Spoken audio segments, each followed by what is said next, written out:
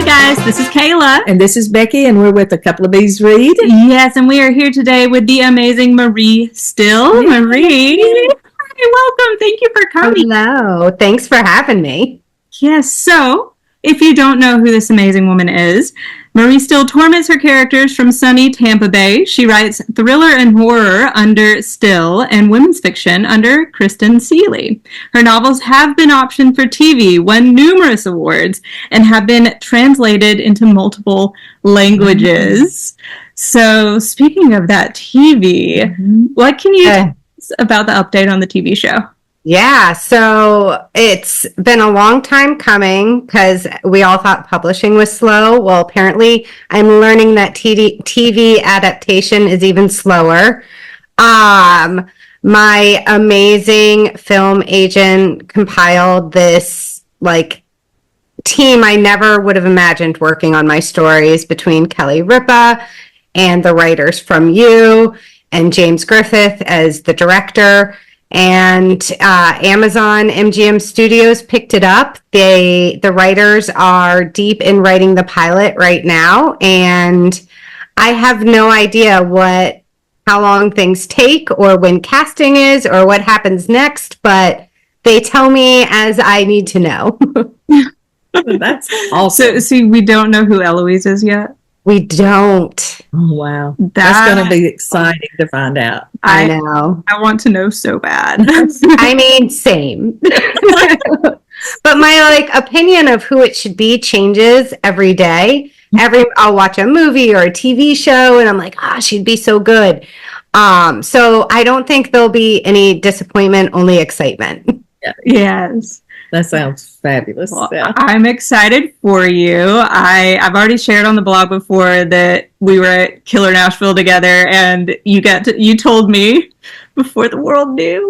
That's right. You were in on the secrets. Secret I've ever been in on. Please don't tell me anymore because then Elise had to hold the secret for the week, and I'm like, listen, I've been doing this for 2 years. You can last a week. It's hard, but we made it. It's hard. I'm glad we made it. Yes. So you've come a long way as an author. Tell me about that journey to becoming an author, to getting where you are today.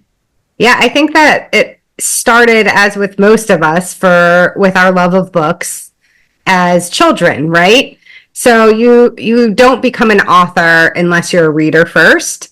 So Carrie, I think Stephen King was really the first book that truly changed my relationship with books. And I was all in on thriller and horror and told anyone who would listen, I'm going to be the female Stephen King when I grow up. Those are very big goals and dreams to have, but dress for the job you want, not the job you have.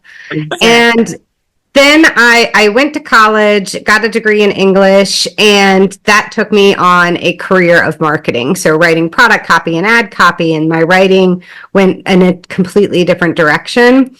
And my kids got older, I had more time, and finally one of my friends was like, would you sit down and write the dang book? And so I sat down and I wrote the dang book. So which one was the first book? It was actually Beverly Bonaventure's Dead, which is my women's fiction book. And so it's interesting because I love women's fiction, and I love the genre, and I love exploring powerful women and the complex emotions and relationships between women. But truly my heart and soul and what I read the most of is the thriller horror. So once that was finished and all of my other story ideas came in, that's when We're All Lying happened, and My Darlings, and my next year release, which all are really trending more towards that thriller horror and getting probably I toe the line with horror a little bit with My Darlings. And next year's Bad Things Happen in This Room, that's when I dive fully in. But I still, Kristen Seeley, it won't be her only book. I have a book that's halfway drafted. So, but there will probably just be more thrillers and horrors. Okay. Okay. So I guess kind of playing into that, how do you come up with your ideas? They usually start with a character, Mhm. and especially Eloise. Eloise started as a character, and I'm from the DC area, and the way that the relationship people have with money and things is very different. Moving to Florida, it became very obvious, but there's a lot of money there. There's a lot of materialism, and I wanted to kind of make fun of that. I love the area. My family's there. My friends are all there, but it's a little bit over the top. So I envisioned this kind of, it's like the Real Housewives franchise where every meal they get together and they drink and they start fighting, and it's kind of like over the top or ridiculous, but we can't look away. So I had that vision, which actually does happen in DC. You think it doesn't happen in real life. There are some dinners happening in the DC area right now where people are crying and flipping tables. But then I was like, what if one of them was a serial killer? And that what if question is generally what I'm always asking myself as I'm at a grocery store, I'm at a volleyball game, or I'm like, well, what if someone kind of just stood up and they like revenge killed this other person, or whatever crazy thoughts come into my head. But then a lot of times what you'll see in my books is what's going on in behind the scenes in my real life. So bad things happen in this room, which comes out next year, is this descent into madness and deals with themes of motherhood and grief. Well, my oldest daughter, she's 19. She moved out at the beginning of the year. I was devastated. So I got 5 cats and I sat down and wrote this book in 6 weeks. So I process my life through my fiction, but then I'm always asking myself, what if, when I'm observing life in general and humans. That's cool. That's very cool. Mm-hmm. Let's see. So you said you wrote this one in 6 weeks, so I need your advice on time management. It's a struggle for me. So what's your schedule like? How do you maximize your writing time? How do I write a book in 6 weeks? Okay, so that one was unusual. Okay. It was more because I was like, I miss lyrics so much. So that was a little bit driven by me having to process this big life change. I don't know what's going to happen when the youngest 2 move out. So not sure how many cats we're going to have or what kind of book is going to come out of it. But the usual process is my first drafts generally take about 2 months. That first month, I am questioning everything, whether the other books were a fluke, because it's very slow. And I am writing 500 words in a session, or 1,000 words in a session. And it's just because I haven't fully immersed myself in these characters. I don't know them well enough. And then when I hit that halfway mark, it goes a lot faster. So the process really is I start with characters, and I have a character cheat sheet.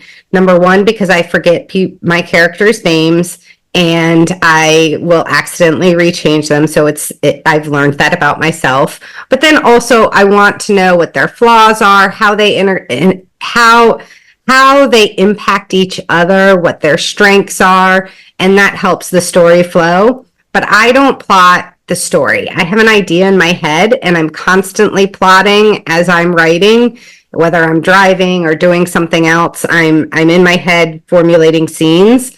But my books never end how I think they're going to end, and I just kind of let the story unfold.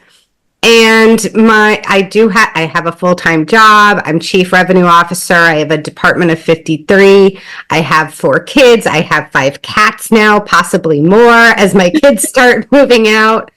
So my writing time, I have to be very purposeful and specific about how I approach it.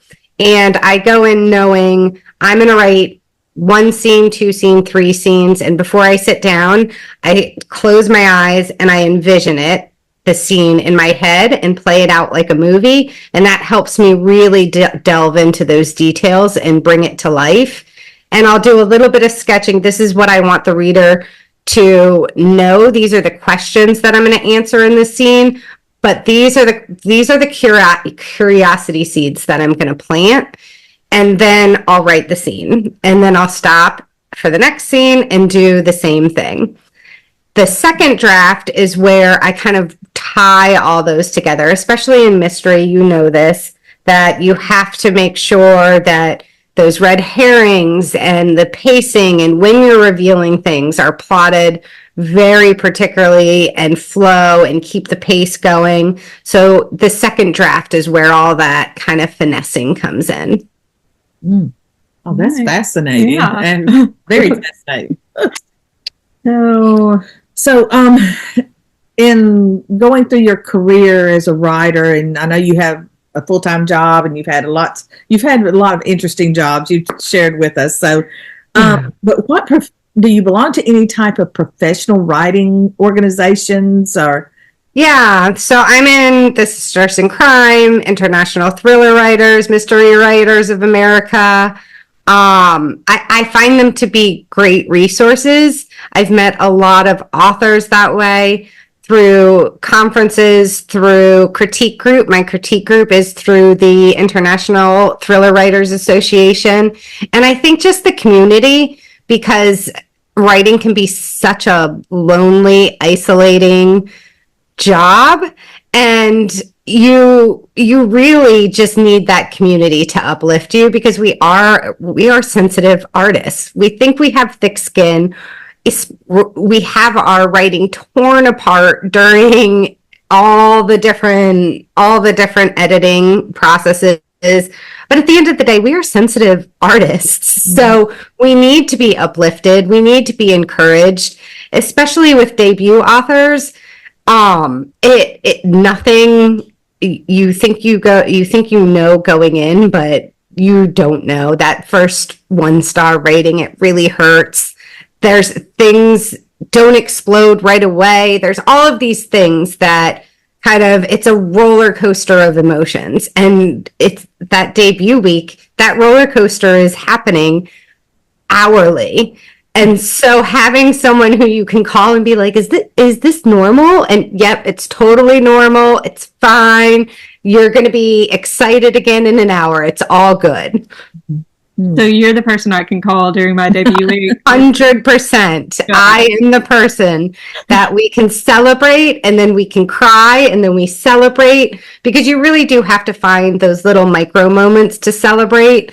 And then uplifting everyone around us, because you're not going to make every list, and you're not going to get, not everyone gets everything, but you do get some really cool things. And so not comparing yourself to what everyone around you is getting, and having someone to be like, this is really cool.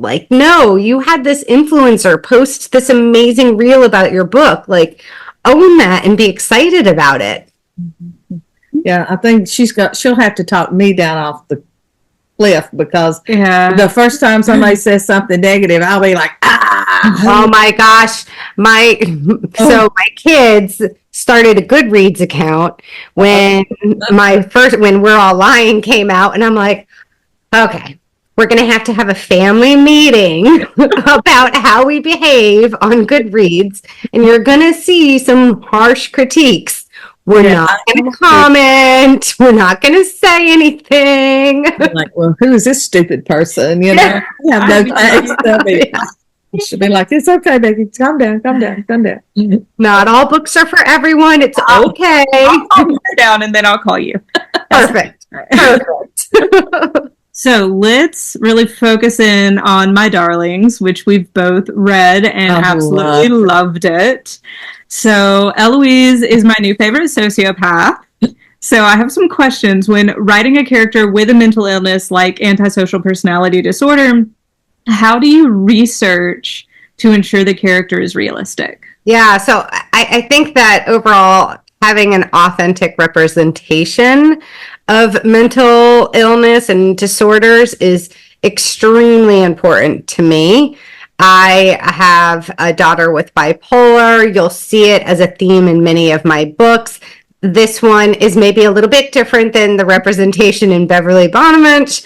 So, but I do think it's very important that you handle it with care, because not all psychopaths are serial killers, and they and you can get very cartoony, right? You can. So I lean a lot into my sister-in-law, who's nurse practitioner at a mental health hospital, and ask her, and she's connected me with the physician there. So I ask a lot of questions. How would someone with this disease or this disorder, how would they process this? What makes their thinking different? And I use Quora a lot because there are people, psychopaths, who go in there and they answer questions and just say, people will say, well, can you love your kids? Or how do you think about this? And they answer very honestly. And it's really true, authentic insight into what might not be a lived experience for me. So I definitely want to make sure that I'm portraying these things in a very realistic and authentic way, even though it is fiction. And in this case, she's a serial killer who kills for fun, so it's a little bit different. But I did have fun with her, and some of those intrusive thoughts that maybe we all have that we don't say, I let Eloise say them. Wow. So do you think, speaking of like when we have those intrusive thoughts that we don't allow but other people might, do you think that's why, like, as a culture, we seem to be obsessed with this type of character? Like, you see it a lot with Dexter, and Killing Eve was a big one recently, and Hannibal Lecter, like those type characters. Do you think that's why we're so interested in them as a culture?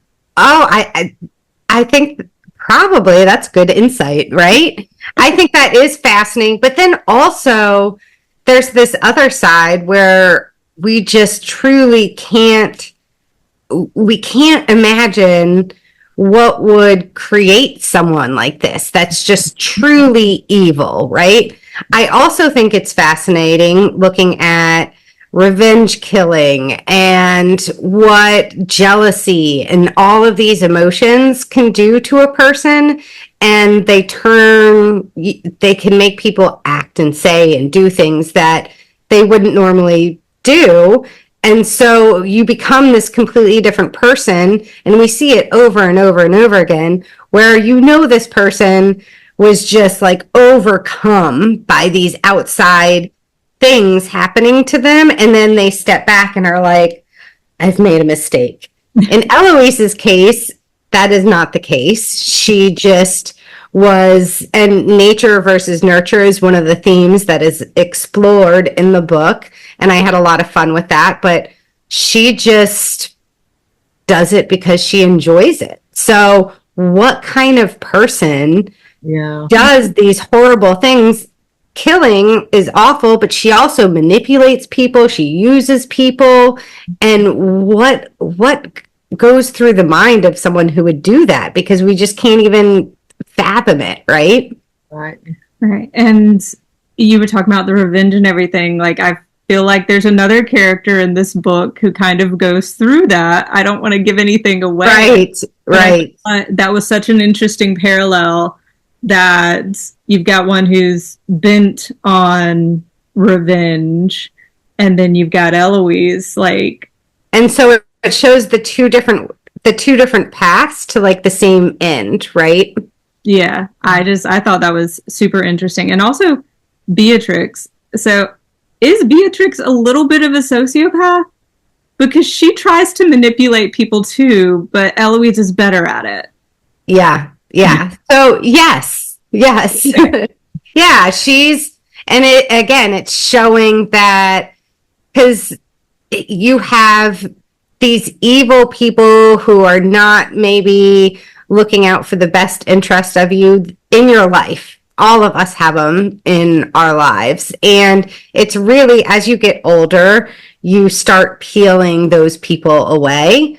And some of them are really good at hiding. And so it was kind of shining a light that there are people in this world that really just are out for themselves and will use and manipulate anyone they can to get what they want. Right. Well, I know I found in the book The Watcher. The first chapter that I read about The Watcher, I was like, whoa, wait a minute. What? How did this come up? She started the book before I did, and she's asking me, who's the Watcher? I'm like, I don't know. I don't know. It's actually, I get a lot of DMs with guesses as people are readers are reading, and they're like, I did not guess correctly. I did not, because I won't say who I thought it was, because a lot of other people will probably think it's that individual too. But I kept going through, and I was like, okay, when's the Watcher coming back? I wanted to see the Watcher again. And I wanted to read more. I actually caught myself going through trying to find a Watcher chapter just so I could read it ahead and go back and read. And I just found that perspective in the book was so fascinating. Yeah. So, and she was like, what are you talking about? Watcher? All I've heard about is Eloise. I didn't realize I was so far ahead of reading than she was, but that was good on you. I mean, because it was like a thank you. big thing in there. Some people have got it, and a lot of people have gotten it wrong. So it's been fun to watch the guesses come in. I finally guessed it. I was probably halfway through. It was like right before you revealed it. That I was like, okay, so I got you for at least 50% of the book. You got me for a good portion, I know. Well, you got me the whole way, so. But it was great. No, I'll be interested in seeing, since it was actually one of my favorite characters in the book, and who plays that in the TV show. Oh yeah, I think that'll be fun. Yeah, really will. And also, so you talked about maybe a sequel to this. Yes. So when I turned it in to Rising Action, who we share as a publisher, the first question back was, okay, so there's a sequel. And I was like, no, we've talked about this before. I write standalones. Absolutely not. Hard no. And I stood by that. Then the television series, it got pitched as 3 seasons. And so the question was like, so a sequel? And I'm like, no, I write standalones. And then the book came out, and every question at every author event and emails and in the posts, they're like, can't wait for the sequel. I'm like, fine. Yeah. Because then the story got stuck in my head. And when stories get stuck in my head, they'll spin there and spin there and spin there. And like, I won't be able to write anything else until I get it out. So I'm like, fine, now there's a story in there. Now I know what the book is going to be about. So there will be a sequel, but it will be standalone potential. So you could read that one. You could read the first one. So that's my that's my happy compromise. Nice. And I won't ask any questions because then we'll reveal. You can't. Yeah. No. Mm-mm. No, that's just amazing, though. I can't wait for the TV show to come out, and I can't wait now for the sequel. So that be one. The sequel is not what you're working on right now. Can you? It is not what you're working on right now. No. So I'm in the middle of. I just turned in my copy edits. Bad Things Happened in This Room. We talked about earlier. That comes out next year. I am writing a book about female rage and an isolated island where they're stuck in the past. So women band together to break free. And that's the book that I'm writing right now. The second book that has been contracted that I need, that's due in February. So I got to get on it, is about Luckett's. And it's based on, before we moved to Florida, we lived in this 100-year-old farmhouse in the village of Luckett's. Beautiful setting. And I've always said this would be like a really cool place for a book. So there's going to be a cult that's been hiding in plain sight since the 1800s. that lives in the village of Luckets. So that's the next one. And then the sequel. And then the sequel to that. That's Look, cool. send me your books, all of them. Like, just CC me in the email to Alex, okay? No problem. Done. Right? Done. No, that sounds awesome. So, in kind of closing up, wait, this is your question. Sorry, No. we take turns. But in closing up, what's your best advice for other authors? I would say that always learn. Always you never stop learning. And when you release your first book, it's very easy to lose the writing time because now you're marketing. Now you're now you have deadlines, which is a whole new thing, right? When you're writing your first book, there's no deadlines and you can just write at your own pace. So you're going to have reviews that you can stock. You're going to have marketing. You're going to want to be doing all of these things. But it's very easy to lose your writing time. And so make sure that you're being very consciously aware of not losing yourself to all that other stuff and doing what you got into this to do, which is right. It's excellent advice. It is great advice.